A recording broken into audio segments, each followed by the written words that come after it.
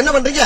ஒரு சம தண்ணி எடுத்துக்கங்க, அத தோசைக்கல்ல ஊத்தி அதுக்குன்னு வழக்கமா ஒரு விளக்கமா வச்சிருப்பீங்கல்ல, ஆமாங்க, அத அடிப்பக்கமா திருப்பி சரிங்க வரட்டு வரட்டு வரட்டுன்னு ஒரு 4 இழுப்பு இழுத்து சரிங்க நல்லா கழுவி விட்டுருங்க. சரிங்க. ஒரு கிண்ணம் நிறைய மாவு எடுத்து பெரிய ரவுண்டாவும் இல்லாம சின்ன ரவுண்டாவும் இல்லாம சரிங்க பொதுவா ஒரு ரவுண்ட ஊத்தி 4-5 வெங்காயத்தை போட்டு அள்ளி பொடி பொடியா நறுக்கி அப்படியே மேலாப்ல பரபரப்பரப்பரப்பரன்னு தூவி விட்டு சரிங்க ஒரு நீளமான கேரட் எடுத்து அதையும் பொடி பொடியா நறுக்கி சரிங்க அப்படியே மேலாப்ல பரபரப்பரப்பரப்பரப்பா தூவி விட்டு சரிங்க ஒரு 16 கரண்டி நெய் எடுத்து சரிங்க அதுல 6 கரண்டி நெய்ய உள் சைடு அப்படியே லேசா விளாவி விட்டு சரிங்க 10 கரண்டி நெய்ய தோசைக்கு வெளி சைடு அப்படியே மேலாப்ல விளாவி விட்டு சரிங்க இட்லி பொடி இருக்கு பாத்தீங்களா, அத அப்படியே அள்ளி மலை சாரல் மாதிரி அதை மேலாப்ல பரபரப்பரப்பரப்பரன்னு அப்படியே பேய விட்டு சரிங்க பொத்துனாப்ல அப்படி ஒரு பரட்டு இப்படி ஒரு பரட்டு அப்படி பரட்டி விட்டு அப்படியே ரெட்டி கலர்ல முருக முருக முருக முருக விட்டு